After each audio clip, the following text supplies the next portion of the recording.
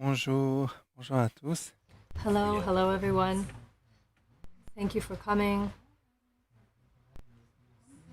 Before we begin, as usual, I ask you to join me in taking refuge, accompanied by generating bodhicitta and followed by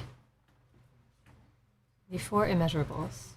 Wu san ji chu dan so ji cho nam la chan chu par do da ne cham so che da ge jin so ji be su nam chen ro la pen chir san ji ro par shu san ji chu dan so ji cho nam la Chanchu parado dane chamsu che dage jinsu jibe sunam che rolai penchira sanje rupa shu sanje chodan soje chonam la Chanchu parado dane chamsu che dage jinsu jibe sunam che rolai penchira sanje rupa shu sanje chodan soje chonam la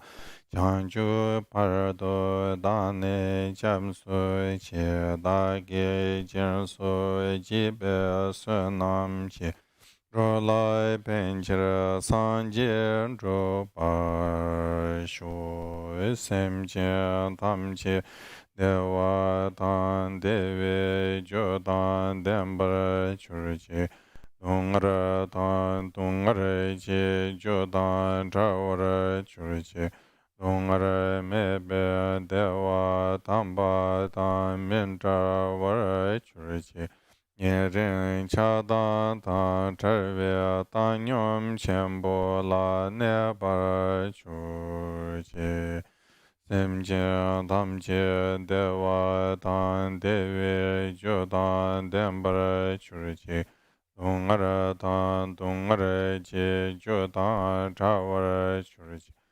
Dungara mebe dewa tamba tan mintra war churche Nyerin chadan tan charve tan nyom chenpo la nebar churche Semche tamche dewa tan dewe jodan dembar churche Dungara tan dungara che jodan chawar churche Dungara mebe dewa tamba tan mintra war churche Nyerin chadan tan charve tan nyom chenpo la nebar churche. Je vous invite. I invite you to read the Heart Sutra with me. I don't know if you all have the text, but this morning perhaps we can read it in Tibetan, and later on we'll read it in French. Samjume shira paru jen maji minganam ke ngo nye soso rangri ishi juyurwa tusum gerwe yumla chan sa lo deke dake toba tu jena chumdende jabu kam chagu pongpo rila ke longge gendun chenpo tang Changju sembe gendun chenpo tang tam chi do shu de tiye tse chumdende sammo nangwa shi chewe chu je namchang je tingyen zala nyombar shu so yang tiye tse changju samba samba chenpo pakpa chen re se wang chu shiram che paru to chenpa samyu cheba nila nambar tashin pombo nga bo te da jang rang shin che tongba nambar ta wo tenne sangji che tu tsadang denpa sheri pu changju samba samba chenpo pakpa chen re se wang chu la dike chen ne so Rije bomo kang la la shiram che paru to chenpa samyo cheba chebar do ba te chedra labra cha te ge che ne ba tang changju samba samba chenpo pakpa chen re se wang chu ke tsadang denpa Sharando de polan de ge chen ne so shari bo rije bomo kang la la shiram che paru do chenpa samyo cheba chebar do ba te de da nambra dawra cha te pombo nga bo te da chang rang shin che tongba yang da bar je so ta o su tongba o tongba ni su so su le tongba ni shen ma yin tongba ni le chang su shen ma yin no te shen do tsorwa tang Shedang du jedang nambra sheba nam tongba wo sherebo tadarwe na chodam je tongba ni de tsingi meba ma cheba manga ba trima meba trima ta trawa meba trawa meba kawa meba wo sherebo tadarwe na tongba ni la su me sorwa me du she me du je na me nambra sheba me mig me nawa me na me chi me lu me yi me su me dra me tri me ro me Rikja me chu me to mige kam me pa ni yi che kam mi yi che namra she be kam che bar to yang me to marik pa se pa me pa ni kashi me kashi se be par to yang me to Dejen do dung har wa tang kung jong wa tang gong pa tang la me yi she me to pa me ma to pa yang me to shere bo tadar we na chen chu sem ba nam to pa me be chere sherab je par to chen ba la ting jing ne de sem la dre ba me be tra pa me de chin je lo de shin do de ne yang en de be thar chen do tu zum do namra shu be sa je tam je chang sherab je par do chen ba la ten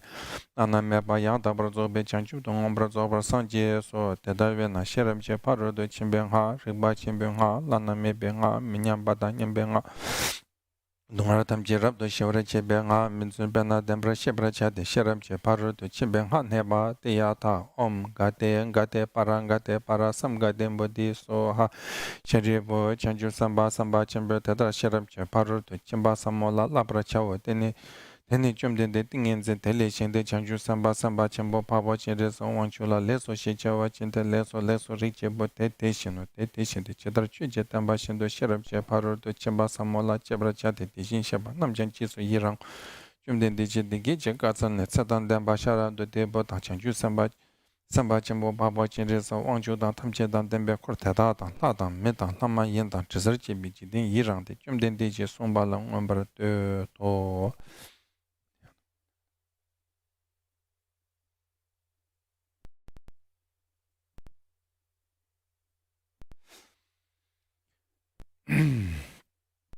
Bien.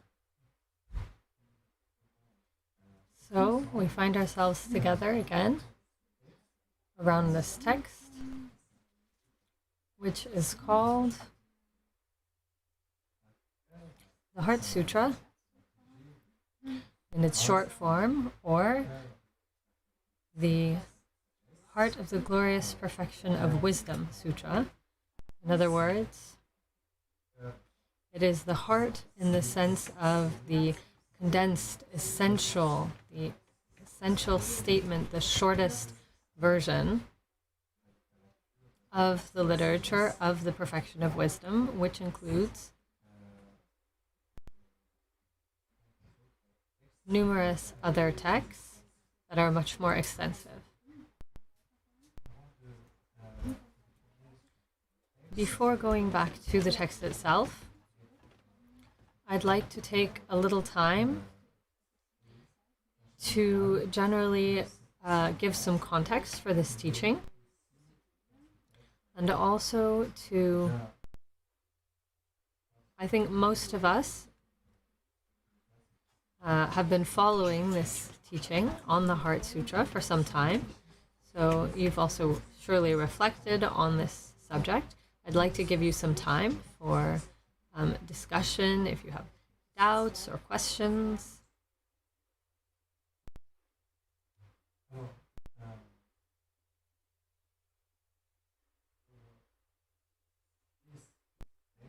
So to put this text into context, we can approach it in different ways.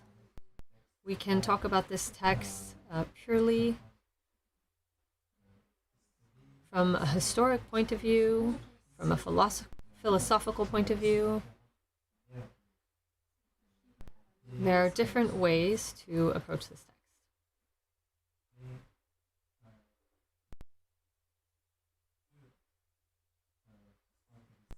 For those who are more interested in practice,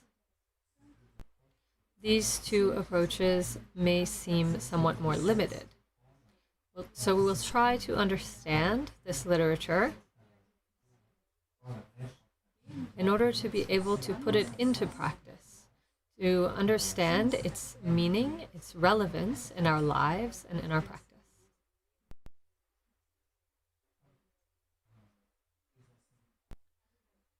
Like all Buddhist teachings,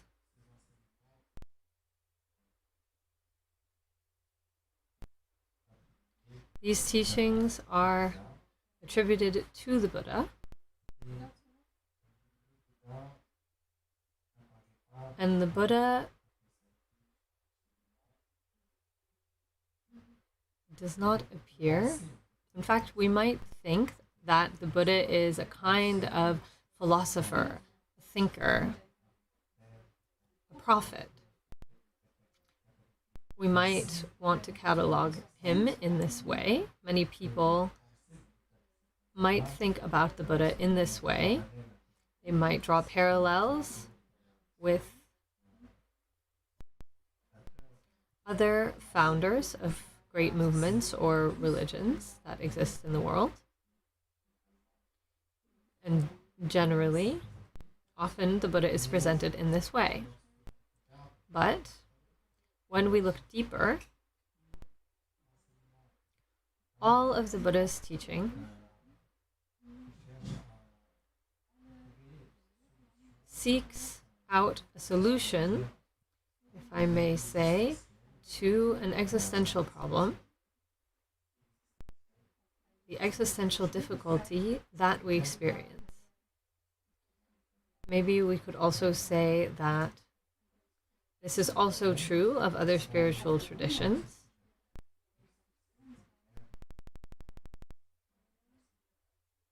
But this is particularly explicit and clear in the Buddhist teachings. In other spiritual and religious traditions, we might imagine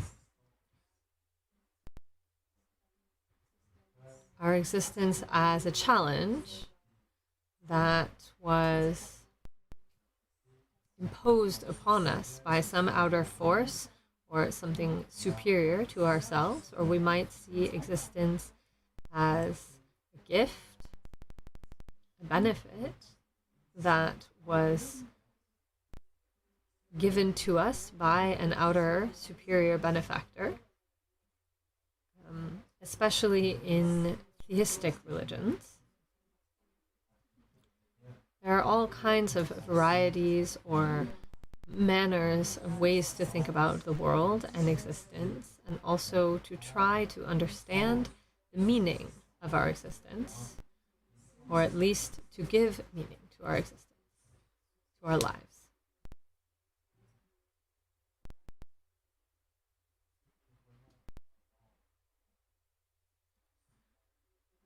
What we see in the Buddhist teaching, and this is also clearly explained it starts out with the first teaching or sermon given by the Buddha, the Rishipatana, given close to Sarnath, current day Sarnath.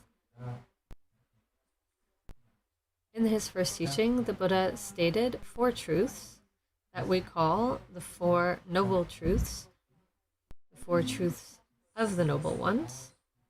This teaching, as you surely know,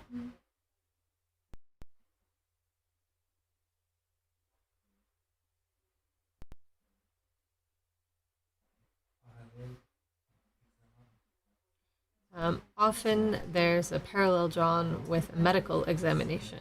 First, there's a diagnostic, then the etiology, then the prognostic, and lastly, one proposes a therapeutic remedy.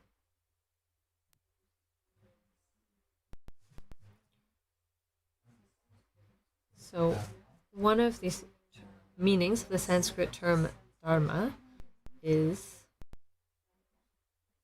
specifically in this context, the path, the way. In other words, what was found by the Buddha.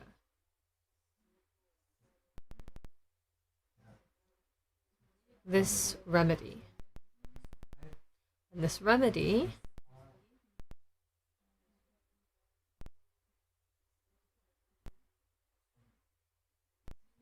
it's not a kind of invention.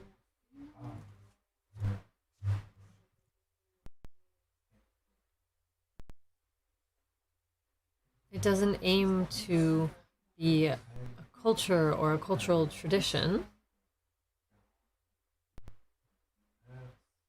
something that guarantees the mores of any culture or time. This therapy or remedy seeks to respond to the existential problems that we experience.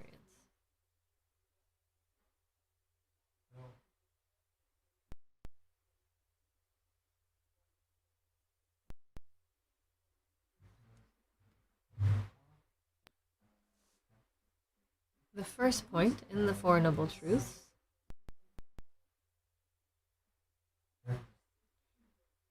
is, in other words, the diagnosis that the Buddha offers. He invites us to make this same diagnosis. All existential problems are manifest in this diagnosis.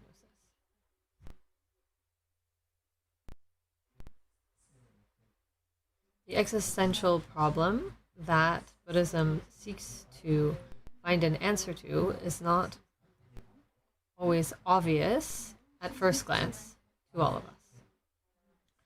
We might not at all be aware of this existential problem. It's very important for those of us who are interested in Buddhism, for those of us who wish to practice Buddhism, to understand this well, to clearly discern this existential problem.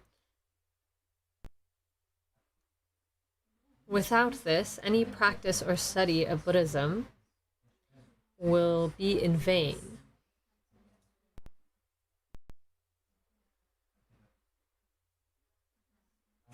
We could give the image that if someone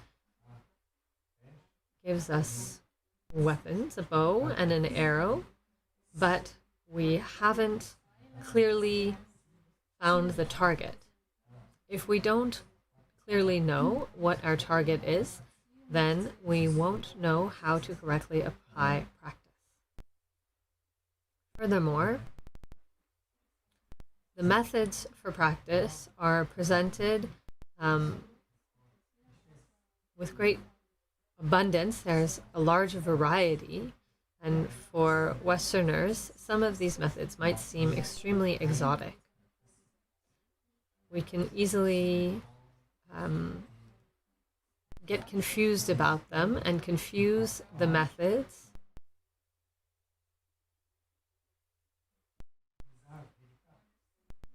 and miss out on the true utility of these methods and use them for other outcomes other than their true purpose.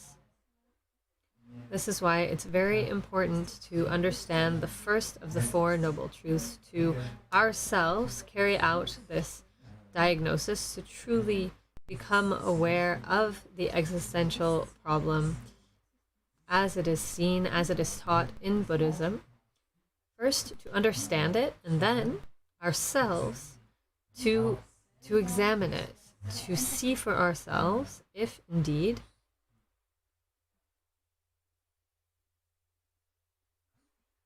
I am subject to or afflicted by this problem. Does this problem really concern me or not? It's very important to proceed in this manner ourselves, to carry out this diagnosis. And when we reach a conclusion concerning this diagnosis, if we really see this problem, this difficulty, then Buddhist practice is made for us, and we can indeed practice it, and practice will be effective. But if we don't understand this initial problem, and we study Buddhist philosophy, and we try to practice meditation, or we carry out all different kinds of methods found in Buddhism, it's very probable that these methods are not being used according to their true purpose, and as such, these methods can confuse you, create even more problems. right?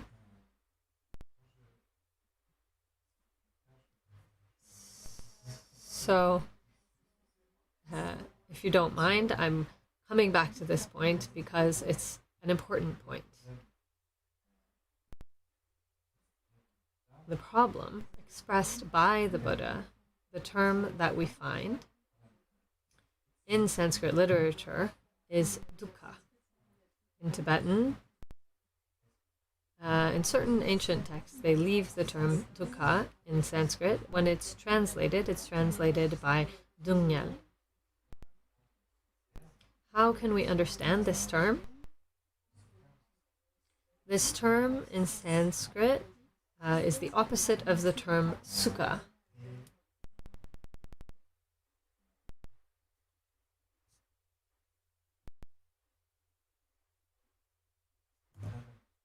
We find an analogy that is given.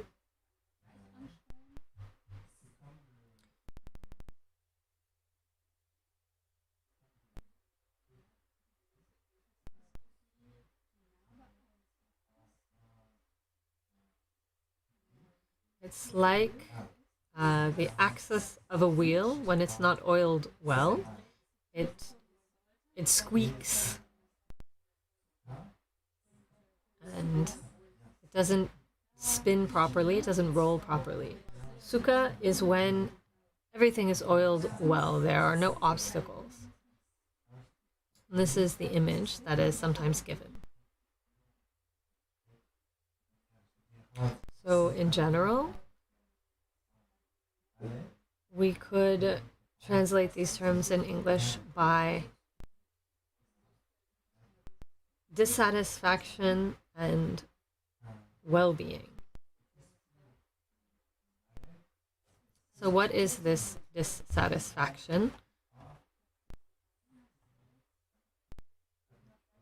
It is everything that we habitually recognize or grasp as being dissatisfaction. Pain, physical pain that we experience when we're sick, but also the pain of aging, the pain of death, but also mental suffering, not obtaining what we wish to acquire,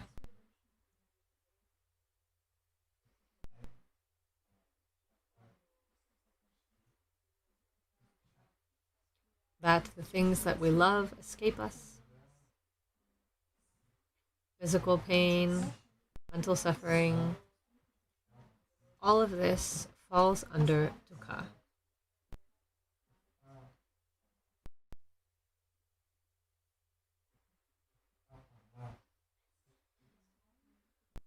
We shouldn't think in this sense that Buddhism denies all pleasure or all well-being that we ordinarily experience. Some people interpreted this teaching on dissatisfaction or suffering as being a very pessimistic view of reality, according to Buddhism, that everything is unhappy, everything is suffering, everything is unpleasant in the world. This is not the case. This is not at all what Buddhism affirms. Of course, we can experience relative pleasure, well-being, physical well-being, mental pleasure, contentment, satisfaction.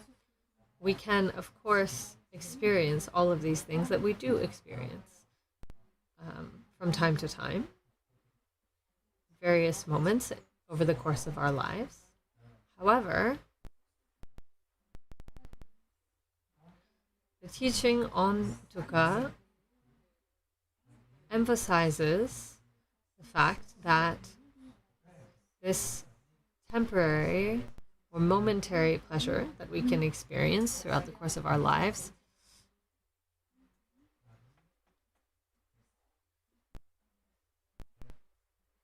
this pleasure is never present in a perpetual way, in a way that is not dependent on other circumstances that are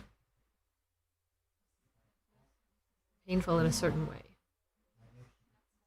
For example, well-being and pleasure require effort. They are not found spontaneously. And even if we do manage to experience them in a spontaneous way, they don't last. No pleasure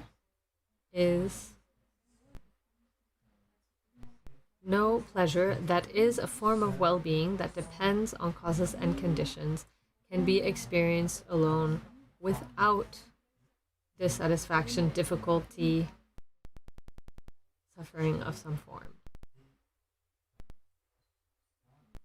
This is why Buddhism understands a part of the existential problem that we have. We could summarize this teaching. Sometimes we present dissatisfaction or suffering in terms of three forms. The first one is what we call the suffering of suffering. The second is what is called the suffering of change. And the third is existential suffering, or suffering coexisting with conditioned existence.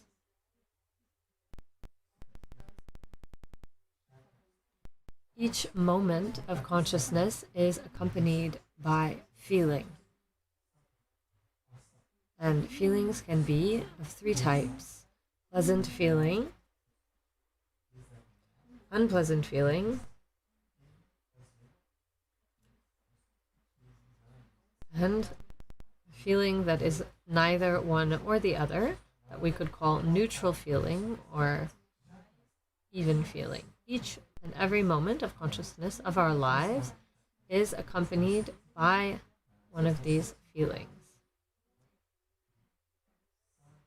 This type of feeling is among the 5 omnipresent mental factors that accompany every moment of consciousness.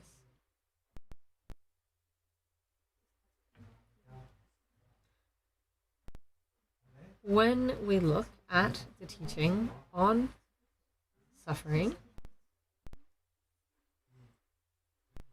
it is important to know that what is emphasized here is that every feeling involves, if I may say, it involves some suffering.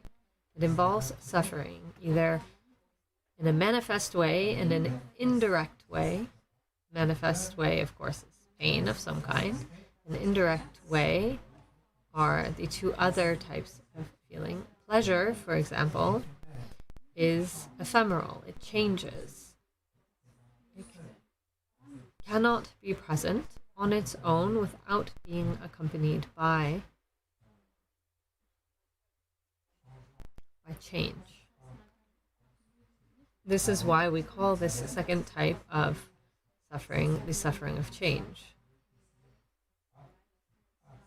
Pleasure does not last. It changes into something else, something that is pleasant now because it depends on causes and conditions. This current well-being is ephemeral. It does not last, and due to the fact that it does not last, the present pleasant moment is, in a certain way, a guarantee of the fact that it will pass by. And due to this, then we are disappointed. There's disappointment. So we can understand suffering not only in the context of the experience of pain, physical or mental pain, but also in terms of disappointment. It's disappointing. Pleasure and well-being, as we experience them ordinarily are disappointing.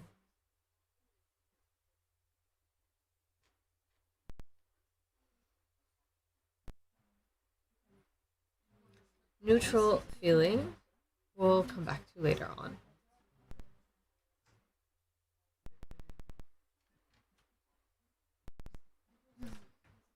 So this is, in a way, our perspective in ordinary life. Every moment is accompanied by feeling or a sensation, and every moment can be painful or pleasant. As human beings, things are often more pleasant or neutral than painful. Painful experiences tend to be shorter, but disappointment is nevertheless present, and difficulties in various forms are present, perhaps more subtle.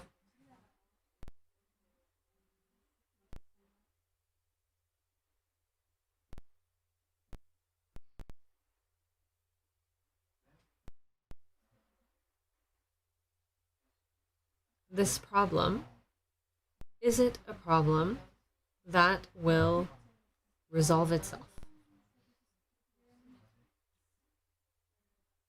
Does suffering exhaust itself, or does it perpetuate itself?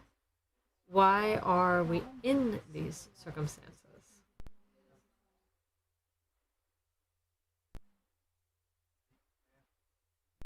Truly, the Buddha's discovery was understanding the origin of suffering and how to put an end to suffering. And especially, the Buddha did not simply discover, if I may, intellectually or conceptually or theoretically this origin of suffering, an end of suffering. He accomplished, he actualized the end of suffering, beyond suffering. This is what is often called nirvana, enlightenment. Sometimes we also use the term beyond suffering. And in short, this is the Buddha's message. It's important not to confuse this beyond suffering with some kind of paradise. Often, in various religions and traditions, we can find a kind of seeking for something elsewhere, a better world, more favorable conditions where pleasure and well-being predominate. But the Buddha's discovery goes far beyond this, in fact.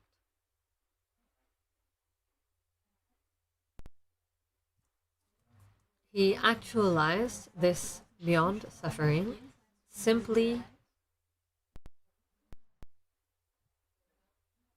in the original current of our being, if we can say it this way.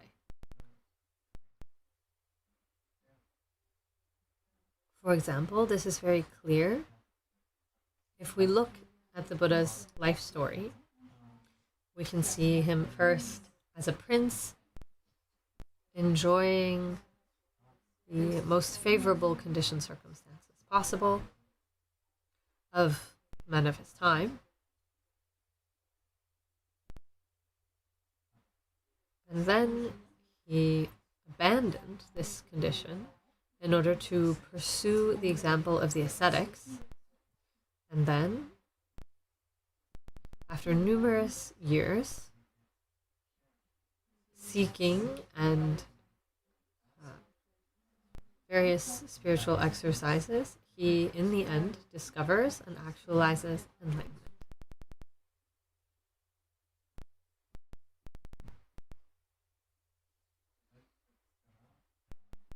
In the Lalita Vistara, the Buddha is quoted as saying, after having attained enlightenment, he describes and he says,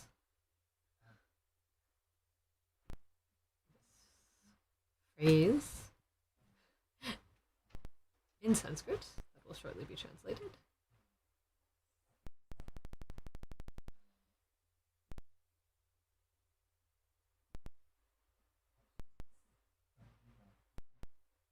Profound. We can translate it, it's often translated by profound or pure. Shua, which means peaceful, or that has the nature of felicity or joy. And Churta, he said it in Tibetan, in fact. This translates the Sanskrit term prapacha, which is often translated as elaborations.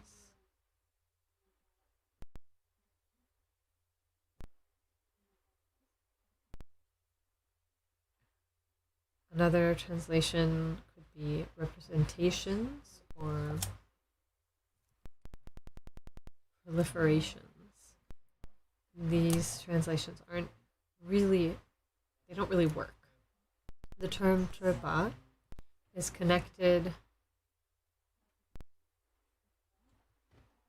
with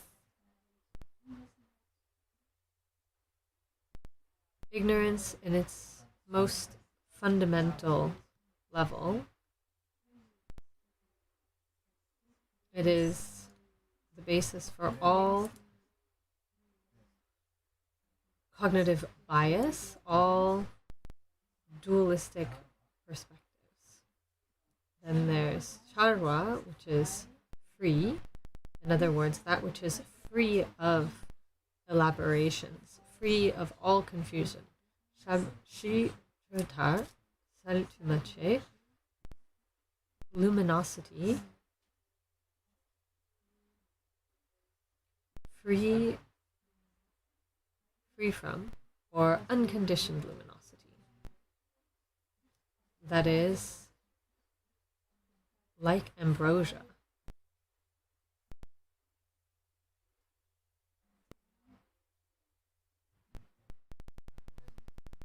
We could say that the reality that the Buddha discovered involves these 5 points or principles.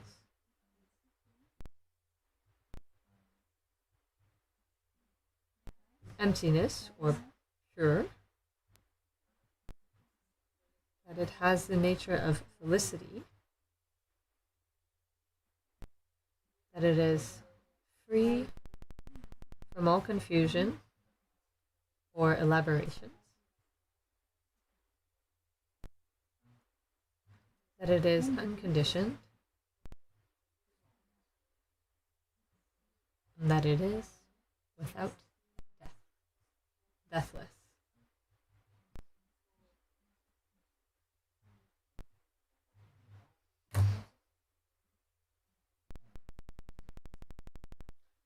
So this discovery, if we may say, it's not a place, it's not a location. It is simply the original reality of mind that is present in all sentient beings without exception. Then, in the literature of the Great Vehicle, there is the notion of Buddha nature.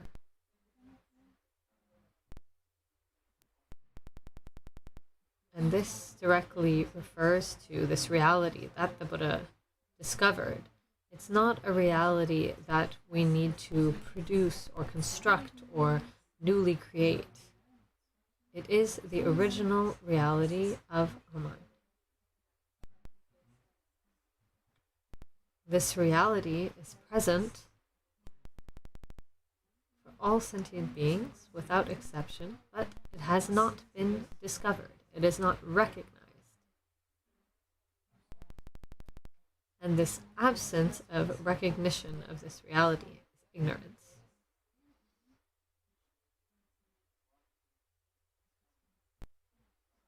We can see that if we can draw a parallel between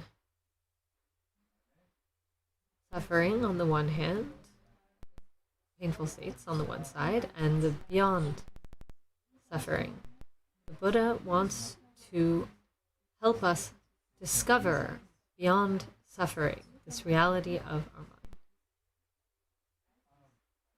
He talks about suffering not to discourage us, but to show us that indeed everything we ordinarily pursue, our worldly, ordinary preoccupations, are pursuits and preoccupations that are in vain.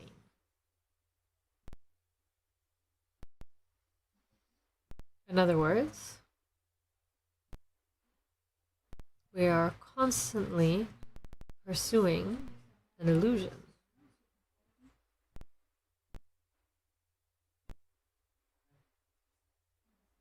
The existential problem that we experience, the suffering, dissatisfaction that we experience, we are afflicted, but we don't understand why this is the case. We don't understand where this problem comes from, and we understand even less that it's possible to go beyond this. So we experience a moment of pleasure and we want it to continue. We want it to last. We accept all kinds of difficulties while trying to recover this moment of pleasure, to make it last longer. And we consecrate all of our efforts, all of our time. We are ceaselessly pursuing this in vain. In other words, we are just moving from one suffering to another suffering, from difficulty to difficulty. This is our ordinary condition. This is the problem, if I may say, the existential problem of suffering.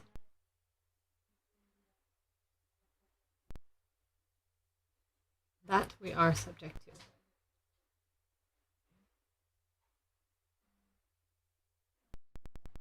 But it is absolutely unnecessary. Nobody imposed it on us. It's not a punishment.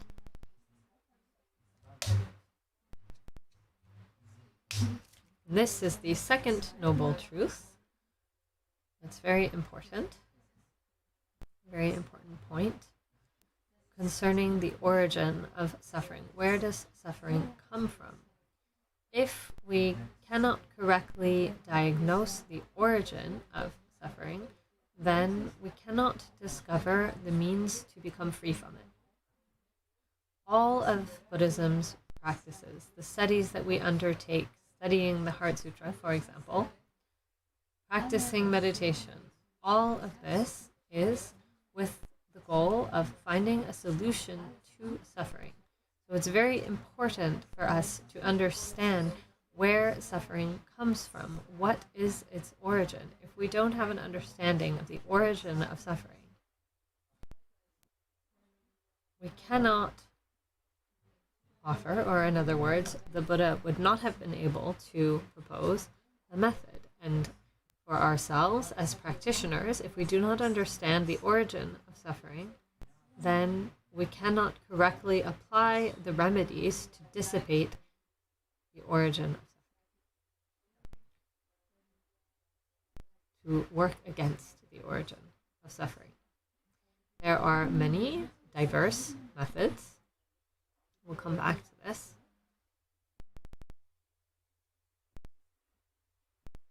I may say this is a general overview that it is important for us to understand. Maybe do you have questions to clarify some of the points that I brought up? We can continue.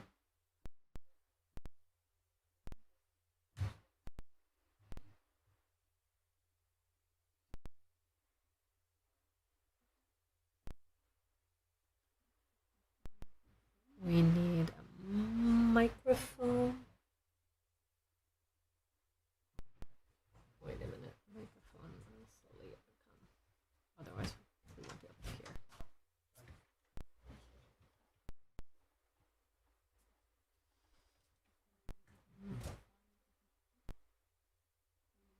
Just wait a moment, the microphone will come.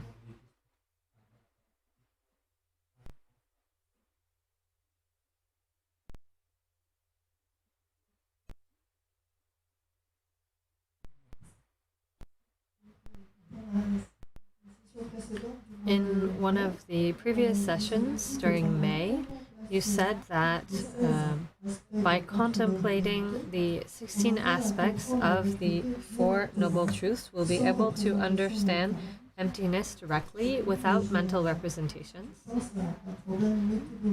I was thinking of a methodological problem. I can't seem to go from the reflection on these 16 aspects to direct.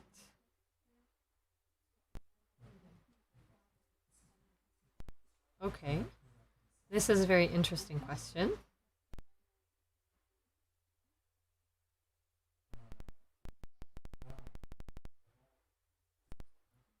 Of course, this question brings up points concerning realization of emptiness. When we are concerned with the 16 aspects of the Four Noble Truths, this concerns perfect understanding of the Four Noble Truths, of suffering, of its origin, of cessation, and of the path that leads to its cessation. This is not only conceptual, but it must be, the conceptual aspect must be obtained well before. This mention of these 16 aspects is to illustrate perfect understanding of the Dharma. And this perfect understanding of the Dharma leads to, or concludes in, if I may say,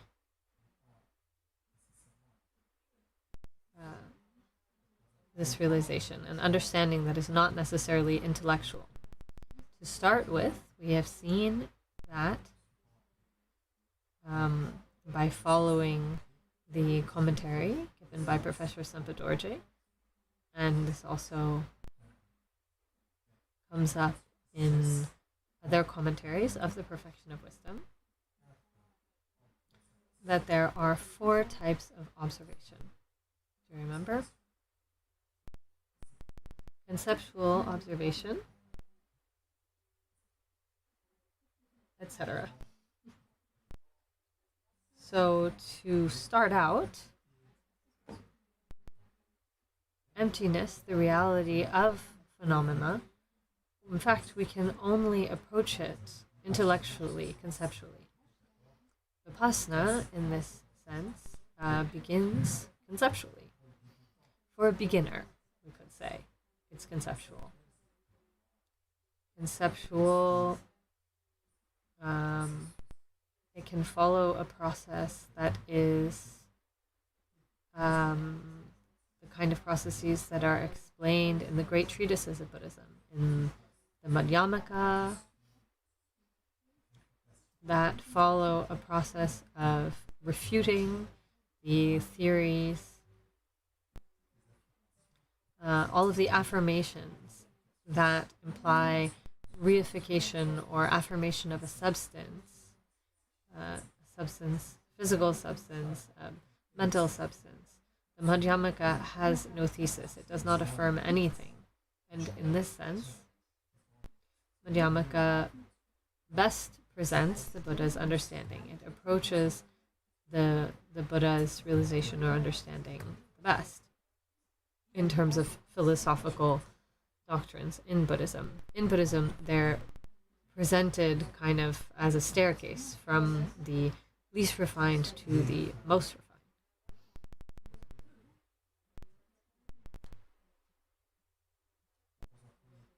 And so, starting out, this understanding will be intellectual.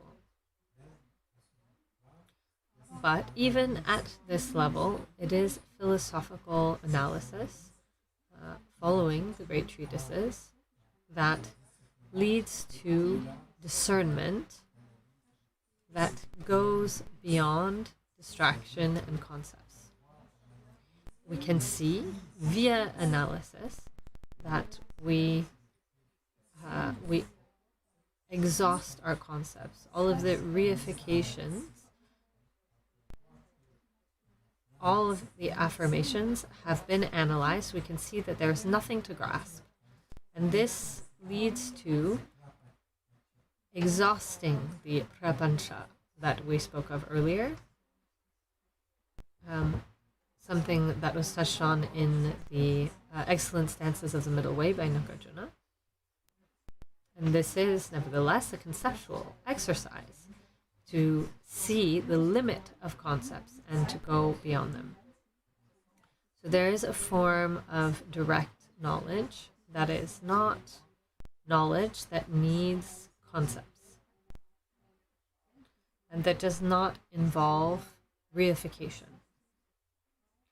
This kind of knowledge is the conclusion of this exercise. And this knowledge is cultivated. Then we remain in this knowledge that knows reality in a non-dual way, in a non-conceptual way. And we should not confuse it with a simple non-conceptual state or an absence of concepts. It is truly knowledge or discernment that goes beyond concepts.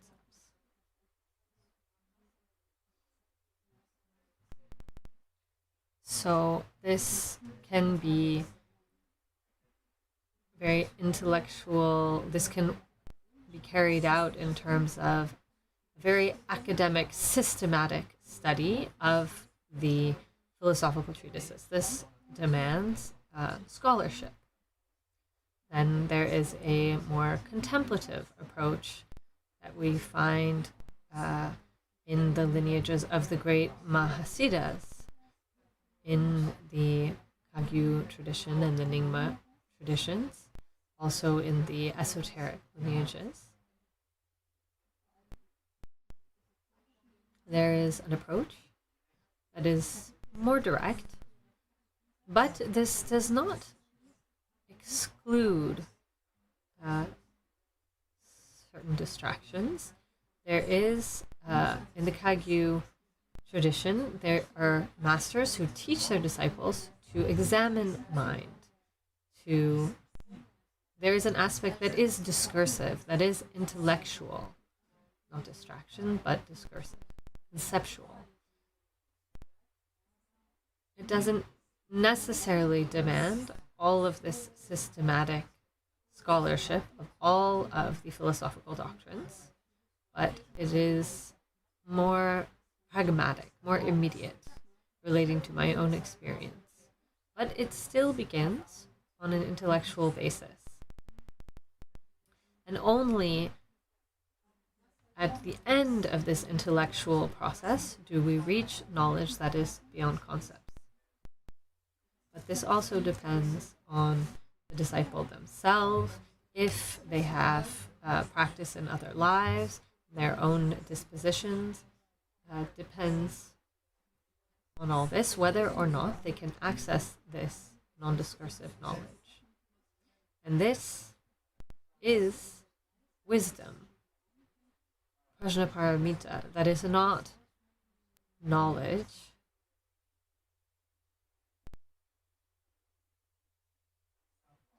That is not knowledge in terms of knowing how to do something, for example. It is knowledge that is free from all confusion,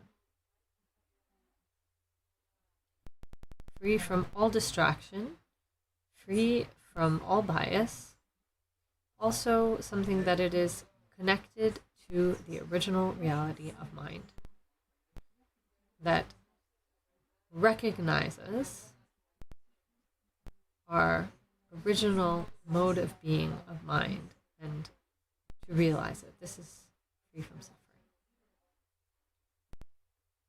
So, of course, coming back to your question concerning the 16 aspects, here we're talking about perfect knowledge of the Dharma. Perfect knowledge of the Dharma leads to this knowledge that is beyond discursivity, that is direct.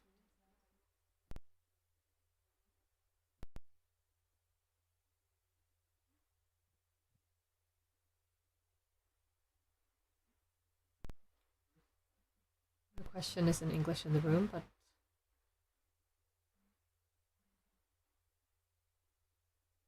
so you can listen. Oh, I guess I have to repeat it anyway, maybe for the recording. Can you explain a little bit more about the difference between suffering, which concerns everything, that everything is changing, the ephemeral aspect of the existence of phenomena, and the condition of phenomena?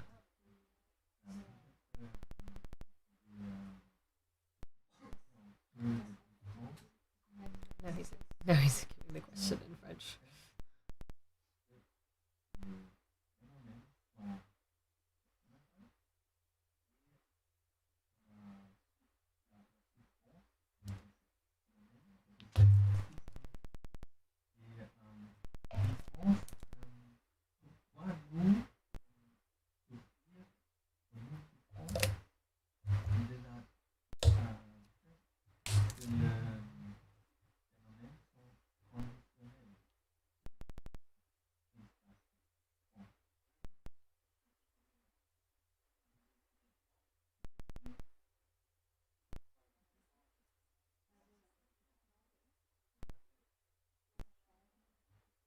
So the question is, how do we distinguish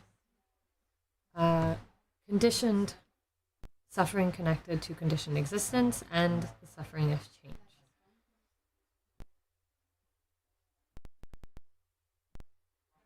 Of the three types of suffering, the first one is obvious. The second one is less so. It's more difficult for us to grasp. In other words, pleasures are ephemeral. They are a promise of suffering or disappointment. There are different levels of understanding of the second point already.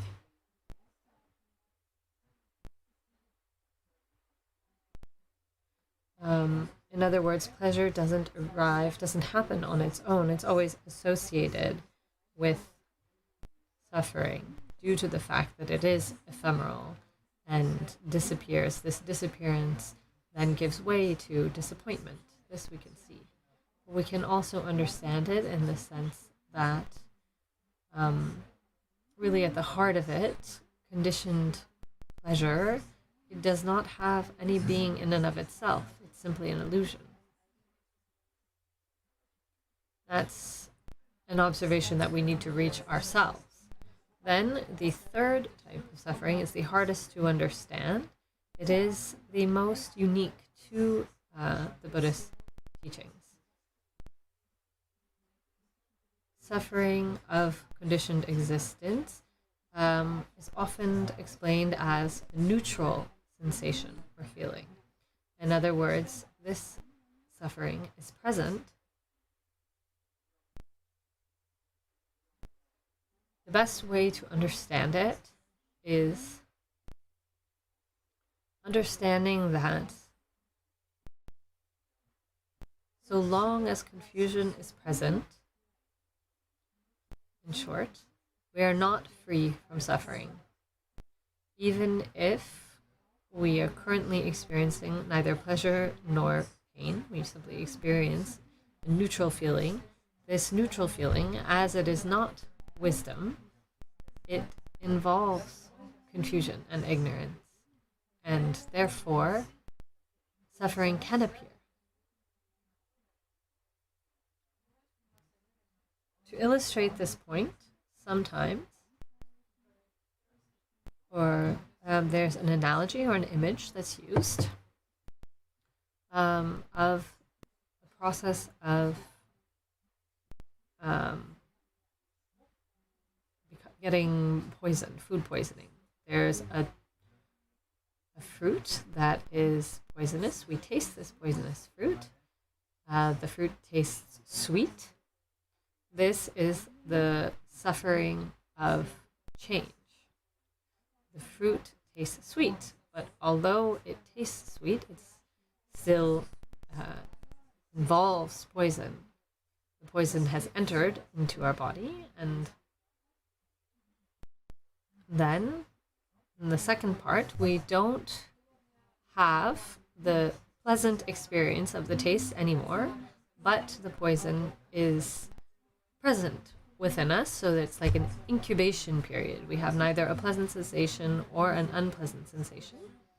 It is a time of neutral feeling before the symptoms are manifest. The food poisoning, the poison is present within us. It's with us, but they're not yet manifest. And then the symptoms will manifest. They do manifest, and when they are manifest, this is the suffering of suffering. So the three types of suffering are defined in this way. The suffering of change is pleasure. It's what we don't want to end. We attach to it. And suffering is something unpleasant, and we want to get rid of it. And that which is neutral is neither one nor the other. In fact, ordinarily, we're not conscious of the conditioning that we experience based on which suffering can manifest. It's a kind of suffering that's very difficult for us to discern. When it's said that when we attain a high degree of mental calm or wisdom, then we can discern this suffering of conditioned existence.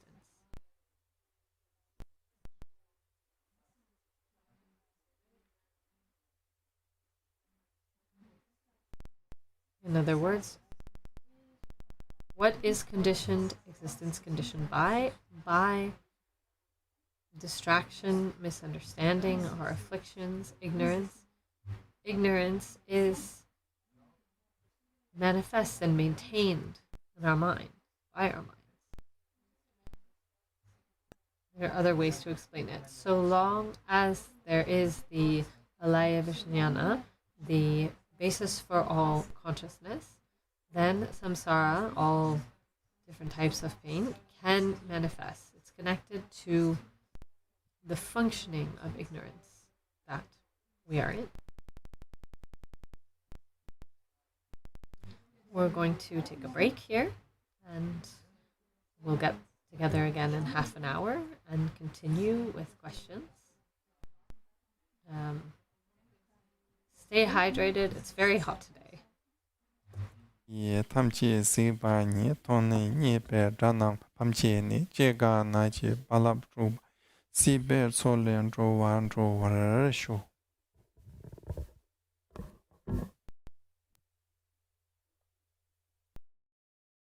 Onam lai chanchu pardo dane chamsu dage jinsu Esanam jin ro lai penchir sanjin ro bar shu sanjin chu dan so ji chonam lai chanchu pardo dane chamsu che dage jin so ji be sanam jin ro lai penchir sanjin ro bar shu Ye che dan so je cho nam la chan chu par do dan ne chap so che da ge jin so ji be sa nam che ro la pen chra san je ro pa sho sem che tam che de wa dan de ve jo dan den bar chur che dong ra dan dong ra che jo dan tra wa ra chur che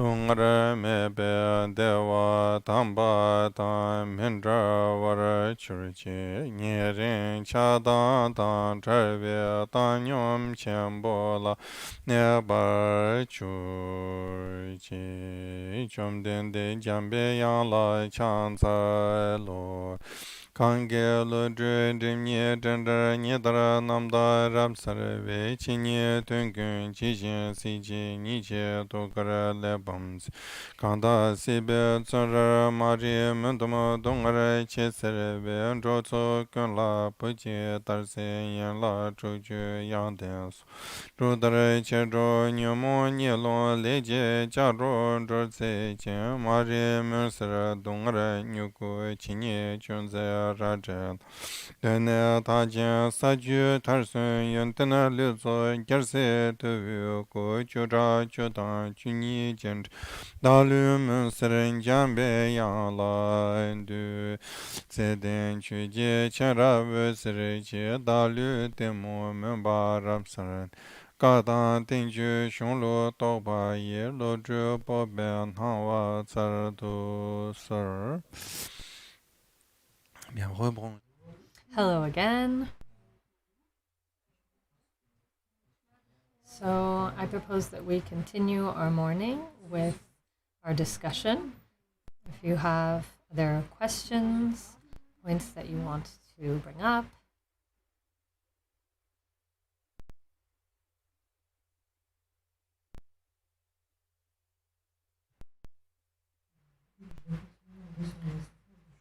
okay, so I'm going to continue concerning the suffering of change. I see that when I go to a restaurant, when I'm having a meal, it's a nice moment. I'm enjoying myself. There's pleasure, and then on the next day, I'm going to eat pasta with butter, and I can understand that I'll be a bit disappointed facing my plate of pasta at home, but maybe there's neutral sensation when I'm not thinking about it, but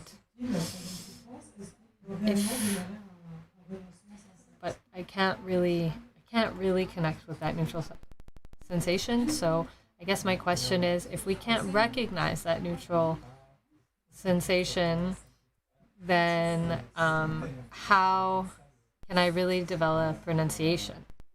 Rinpoche replies, I think 5-star restaurant pasta isn't necessarily the problem. We have to look at it in a general way, rather than in terms of a specific experience. We can look at it in terms of the meaning that we give, that we attribute to our existence. Who I am, what I do, we have all of these ideas about what constitutes success.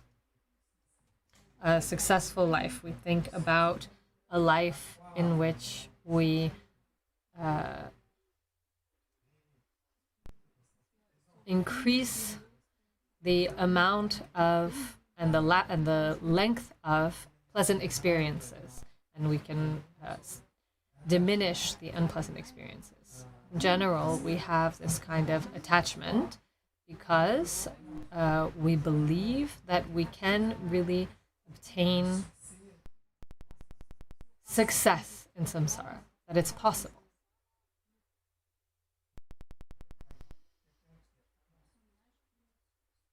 For someone who really is focused on success, they don't care if they eat pasta every day, because they're so focused on the hope and the belief that they can obtain something. And that is the meaning of life for some people. Power, or the idea that my name will never be forgotten, or there are 40-meter tall statues of me erected in public places, and that all of society will venerate me. That's me. I've succeeded. This is all connected as well with this imperative, the imperatives of the ego. There's a way of approaching life and the meaning of life and what we call success And the teaching on suffering shows us that everything that we habitually pursue externally in order to become powerful or very wealthy, or other people are not interested in wealth or fame, but beauty, for example, or youth. For others, it's not this, but rather consumption. We have all kinds of various objectives. There are many different ones, but in short, what attracts us? What are we captivated by? We're like moths drawn to the flame. We're drawn to the flame of pleasure. And just like a moth is burnt by the flame, this seeking out pleasure destroys us. If we look around, there is not a single sentient being who would say, I'm looking for pain. Not one. Even a little worm is trying to avoid pain, even microbes. They're looking for something to eat, something that can bring them comfort, well-being, that will support their present condition. And this is true for all sentient beings. So this quest that we have, it's associated with the life that we have. It's not always very conceptualized or very intellectual. It's almost a brute feeling. It's just based on feeling.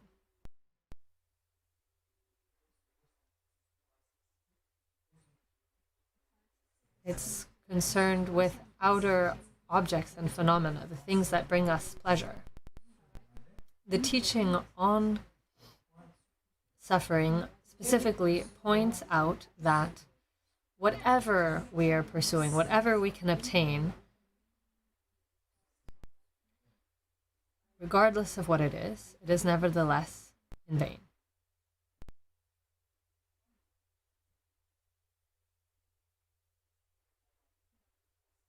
And when we understand this, then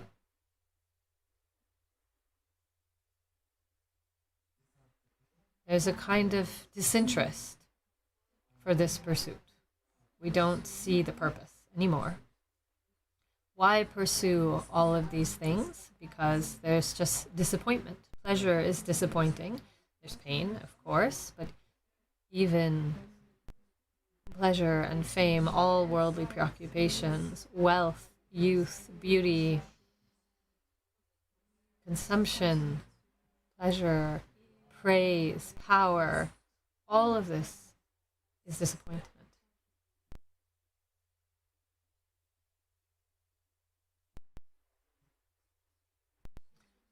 So it's necessary to meditate on this subject, to reflect on this subject. It's an intellectual kind of reflection, but not just intellectual.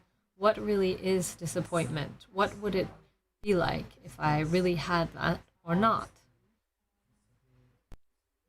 Truly, would I be happier? Would I have greater well-being? If I have greater pleasure? At heart, this pleasure is ephemeral. In fact, we obtain nothing. I don't know if this answers your question. Maybe I misunderstood.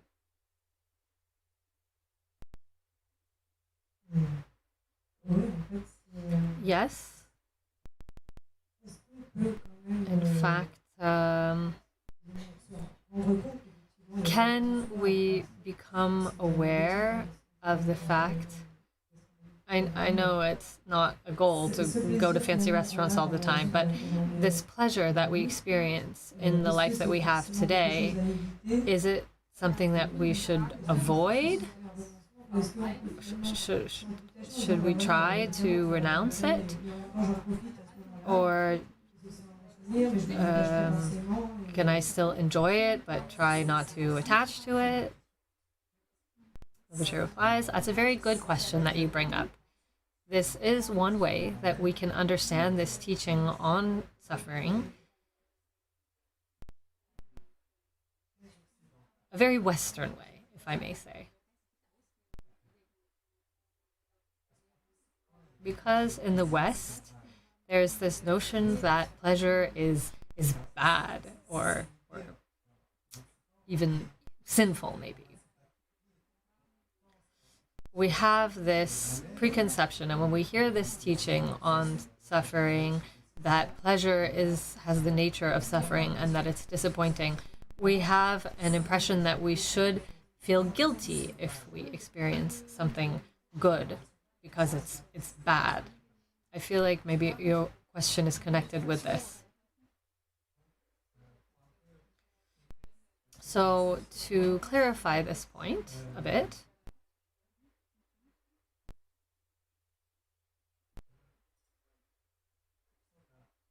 somehow the Buddhist path has a twofold purpose, objective.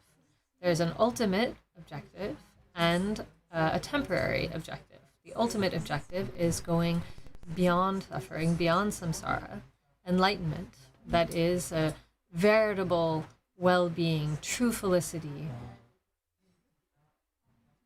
Then there's also a temporary well-being or benefit. It's reducing suffering and increase well-being in samsara. So we also practice Buddhism to prevent being reborn as an animal or in a hellish realm, to prevent being reborn in difficult situations or handicapped. We try to give ourselves positive conditions. So Buddha explained causality. He explained how our confusion functions.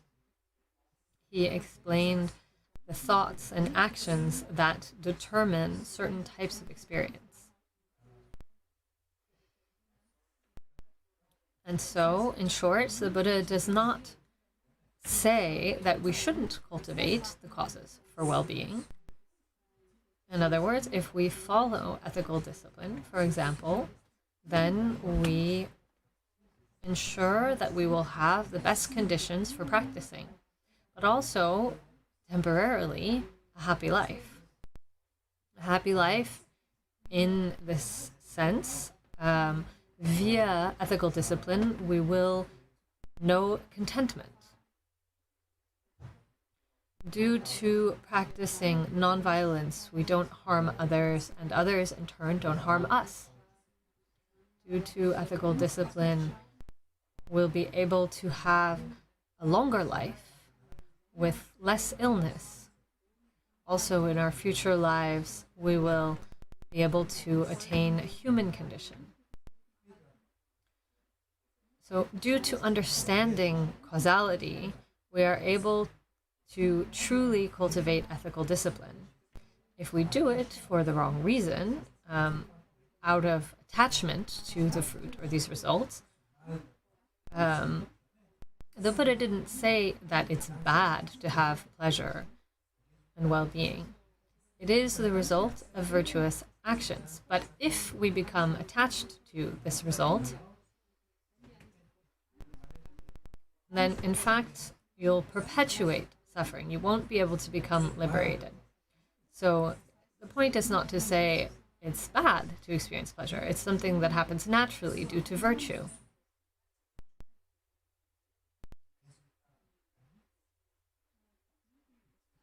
It is a karmic result.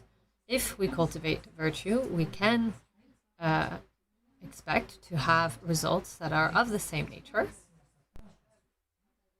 But if we are attached to this fruit, it's not necessary to reject it or feel guilty when things are positive, but becoming attached to it, becoming attached to the result itself, is not the same as becoming attached to the cause. If we're only attached to the effect due to not understanding causality, then we may undertake actions that will bring about pain.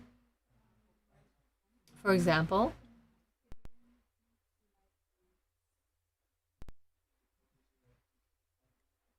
due to protecting life and not harming others, we may be reborn as a human being again and to have a certain longevity.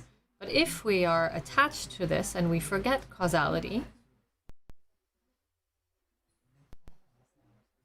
and we get confused about the cause of longevity, and we think, oh, I need to kill others to prolong my life. Maybe I need to, I don't know, drink human blood to prolong my life, or I need to profit based on others in order to prolong my conditions. Then I'm attached to the result and not the cause, and I'm engaging in activities that in the end will lead to an experience of pain because I'm creating the causes for pain and suffering.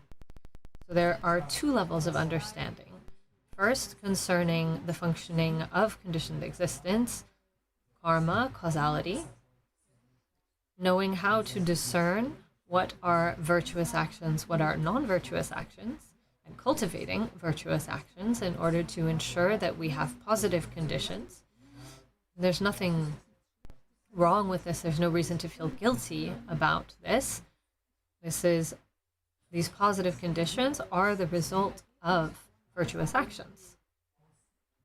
But when these positive conditions appear, it's important not to become attached to these conditions because this will create more suffering. There's a story that illustrates this. It's the story of Ananda. Some maybe know this story already. The Buddha had a half-brother or a cousin called Ananda who had a very beautiful wife. He was very in love with her. And the Buddha saw that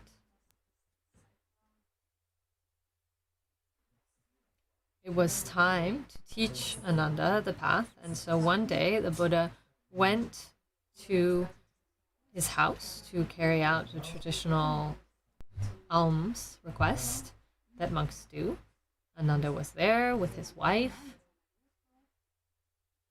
And his wife said, "No, don't leave me." They were so in love. And Ananda said, I can't ignore the Buddha. Furthermore, he's part of my family. I have to go. And she said, "No, but come back soon." And so on his shirt, she made a little mark with her saliva, and she said, "Come back before it's dry." And so he went to see the Buddha. I'm shortening the story. We're doing a British version. Anyway, he has a whole discussion with the Buddha.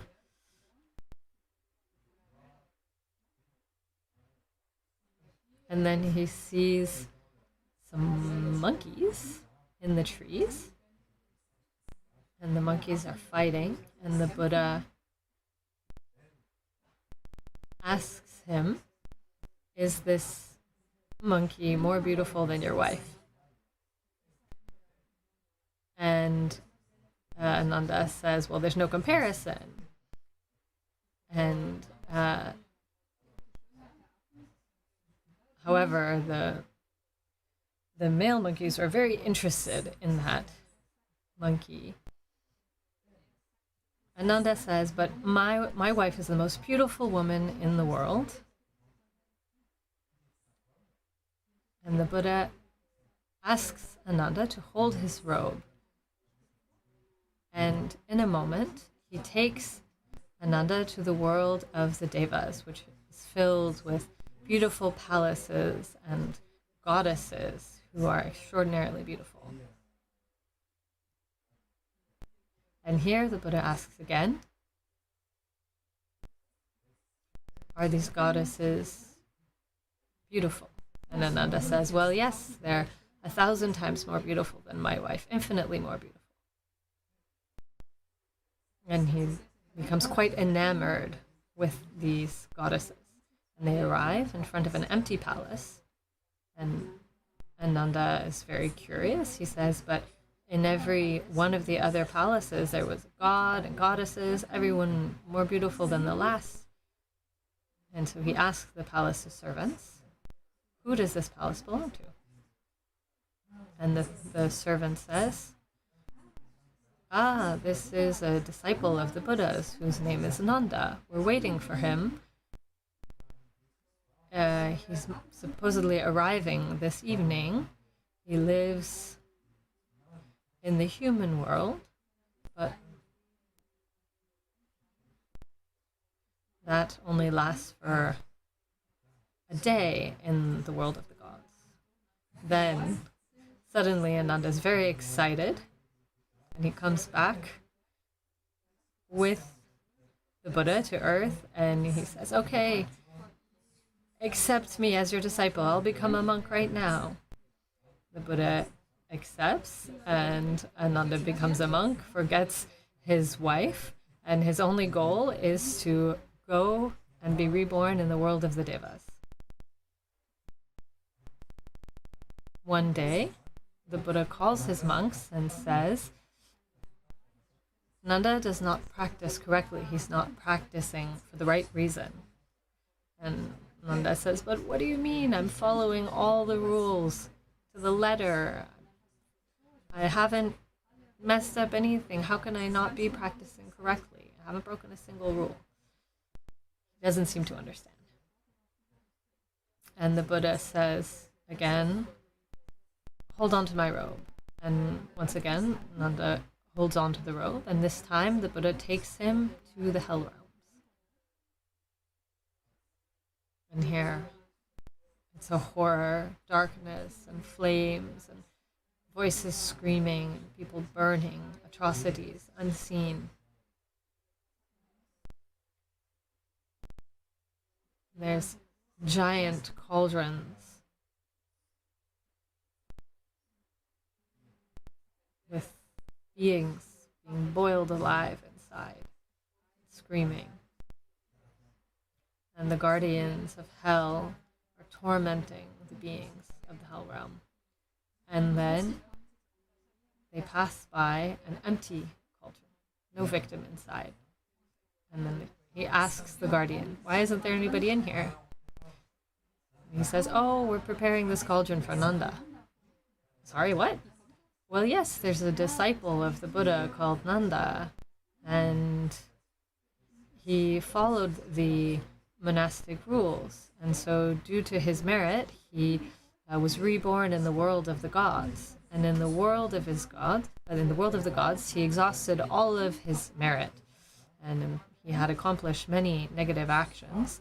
So we're waiting for him to arrive this evening, because a lifetime in the world of the gods is only one day in the hell realms. And now Nanda starts sweating profusely. And he comes back with the Buddha, and he realizes the disappointing nature of samsara. So we have to kind of widen our understanding of suffering, not just feelings. Feelings are lame. It's lame when it's painful, and it's not great when it's pleasant. It's not just that. This means that beneath all that, there's no success possible in samsara. It's always disappointing. Whatever we obtain, whatever we succeed at, it's always in vain. It's always empty. It's just an illusion. It's just a disappointment. In this sense, everything that we do in samsara, everything that we pursue in samsara, it's never fully satisfying. It always seems mediocre. However satisfying it may be, it always winds up being a disappointment because it disappears. There's nothing in samsara that is truly reliable. And then this notion of suffering, we have to be able to see it in a way that goes beyond this lifetime.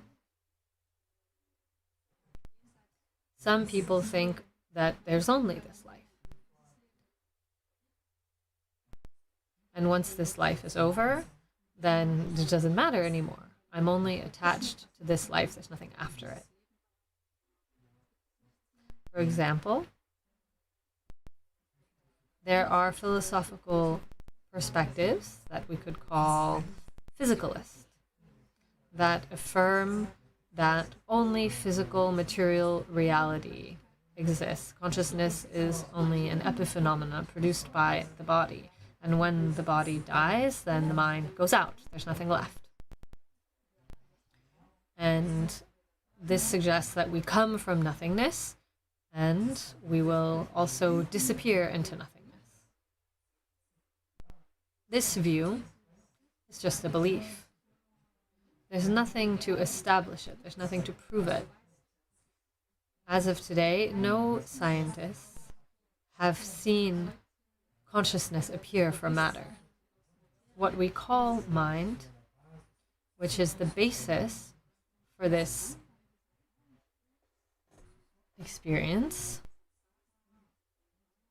mind is a continuum. Each moment of our mind is followed by another moment, and this moment is always preceded by another moment. Each moment disappears, and this is the condition for the appearance of the next moment. And the following moment can only appear based on the fact that the previous moment has disappeared. In this way, there is a continuum of consciousness. It is without beginning nor end.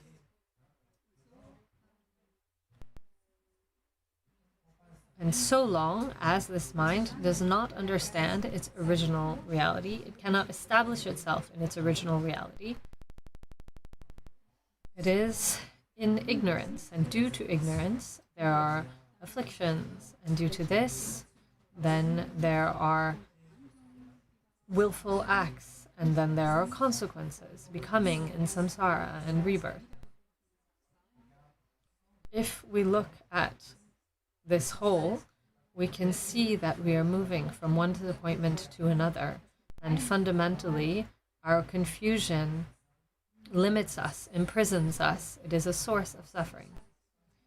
We have to see it in this way, with more of an overview, a general vision. It's not just an anecdote concerning our feelings. We have to look at it in general. We have to see the whole picture. We are prisoners of our own ignorance. Is this ignorance a problem? Maybe it's not a problem to be ignorant. Well, yes, it is, because ignorance is what perpetuates suffering, what allows for suffering to manifest. Whatever we do in our lives, we'll always encounter disappointment. This is the very important point that we need to understand in order to be able to see the point of Dharma practice. Dharma is here to allow us to recover our original liberty, to become free from becoming, from suffering. And all of the practices are, in short, related to this. But if we practice Buddhism like a form of theism, then we're not practicing Buddhism correctly.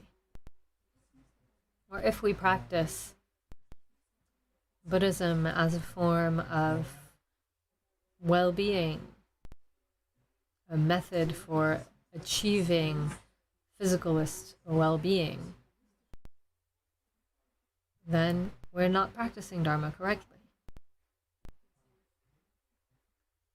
we won't be able to achieve all that it can offer us.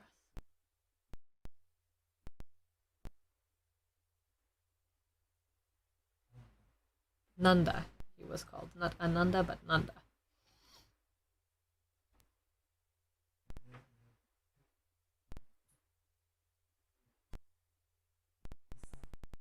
They're beautiful illustrations where we can see Nanda becoming a monk, but he still can't forget his wife. He's very sad.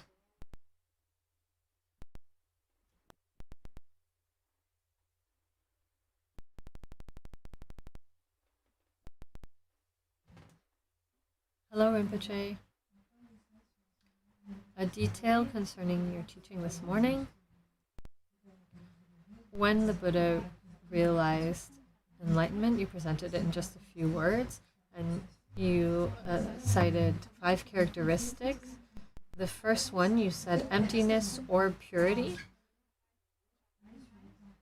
Maybe I have a lot of ideas that the term purity is discriminatory. I have a difficulty understanding this. Rinpoche says we can retain the notion of something profound. Naturally, emptiness is not something that we think or that we attribute to emptiness. It is their reality. It has always been their reality. It is also the reality of our mind. The questioner says, so that's why it's pure. Rinpoche replies, purifying means, for example, when you have water that's dirty, we'll purify it. We'll take out everything that is not part of the water itself. Pure water, it's simply its reality. Water is naturally pure in its reality, but it can be soiled or contaminated. I have another question concerning the third type of suffering.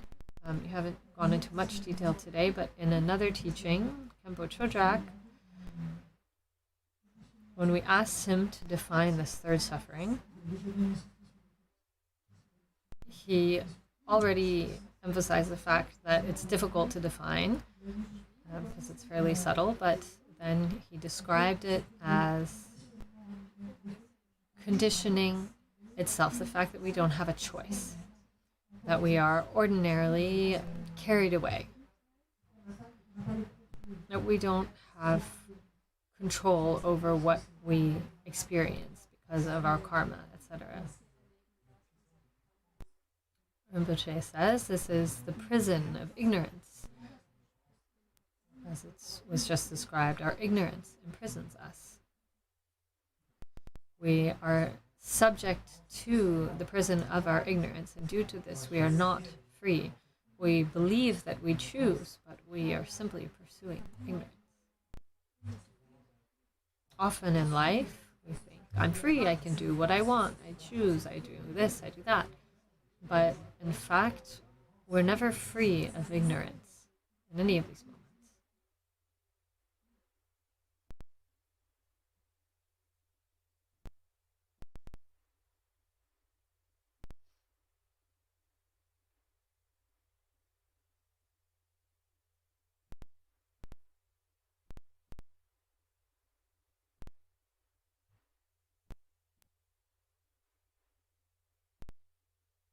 Hello? Thank you very much for your teachings. Thank you infinitely. Could you come back to the point? Well, there's 2 questions. You say that practicing Buddhism is not the same as practicing a theistic religion, but I nevertheless have this sense that we talk about suffering. I can talk about my feeling when I see Buddha. I'm happy. I have the 4 immeasurables manifest. And then this will lead me to practice, and then the more that I practice, the more that the four immeasurables manifest. And there's a notion of love behind this. It seems like Buddhism is more about being connected with our feeling, but how do we connect with this notion that devotion helps me in practice? Rinpoche replies, devotion, the four immeasurables, these are all important notions in Buddhism, but it's not quite the same thing. In a certain way,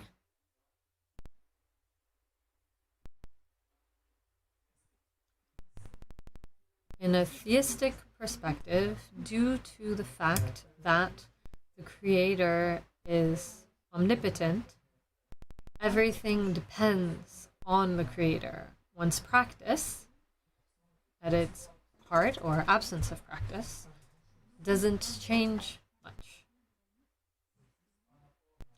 It's just due to God's grace, in a sense. Everything depends on Him. Whereas in Buddhism,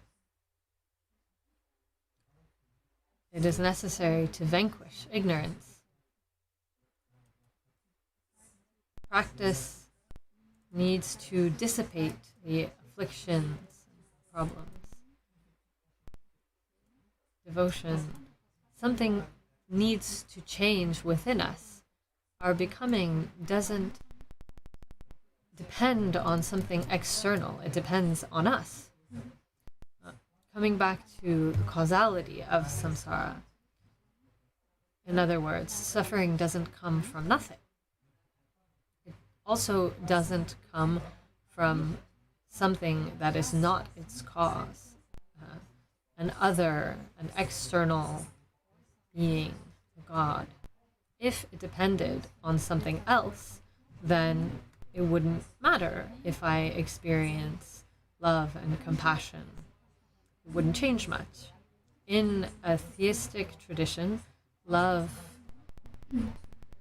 is always connected to this higher power because our salvation depends on this something else.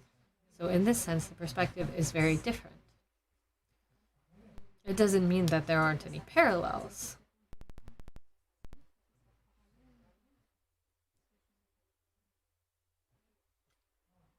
There are many points in common between religions. Love and kindness, not harming.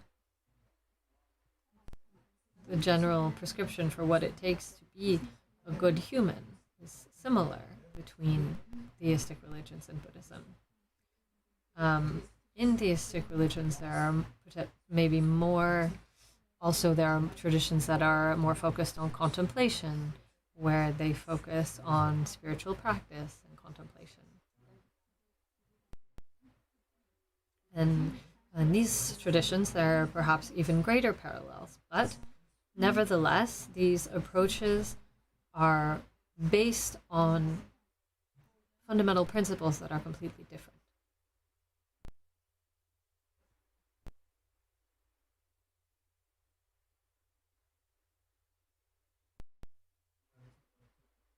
So the reason why I insist on understanding suffering is because we also need to understand the origin of suffering. And this understanding is what will allow us to then see, in relation to practice, how we can truly engage in practice. What we call devotion, for example, in Buddhism, it's something that arises, that is born from understanding. To start out, it can arise based on simply seeing the Buddha, and this brings the four immeasurables to arise within us. We call that tongwa, admiring devotion. Then there is devotion or trust that comes from trust, confidence when we've understood the teaching. And as our understanding increases, then our devotion and our trust and our devotion also increase. And then it will become based on experience, not simply knowledge in a theoretical sense, but direct and immediate understanding. And then true devotion can arise.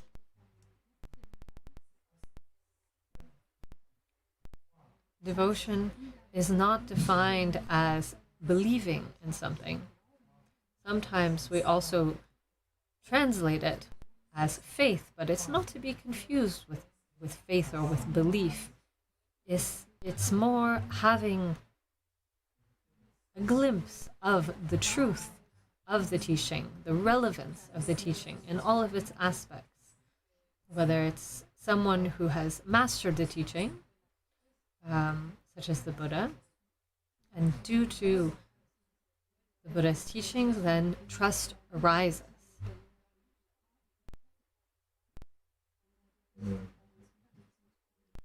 Hello, Rinpoche. I'd like to know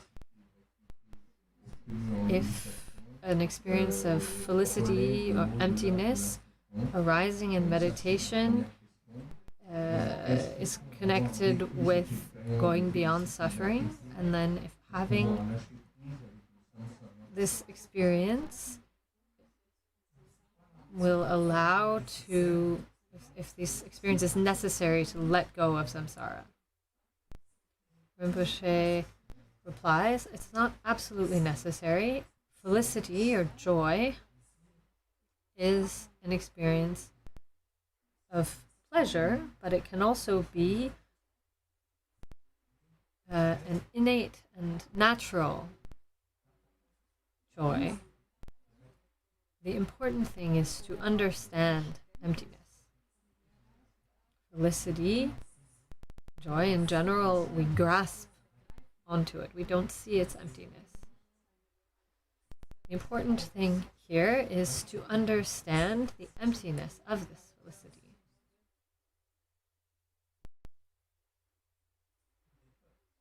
It's a method, it's an approach, but enlightenment cannot be reduced to this.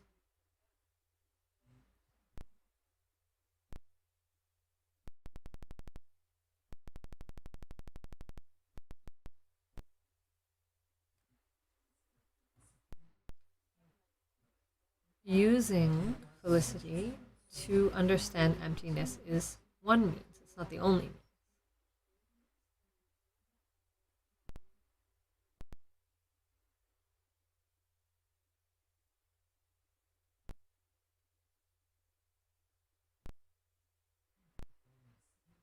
Thank you very much for your attention.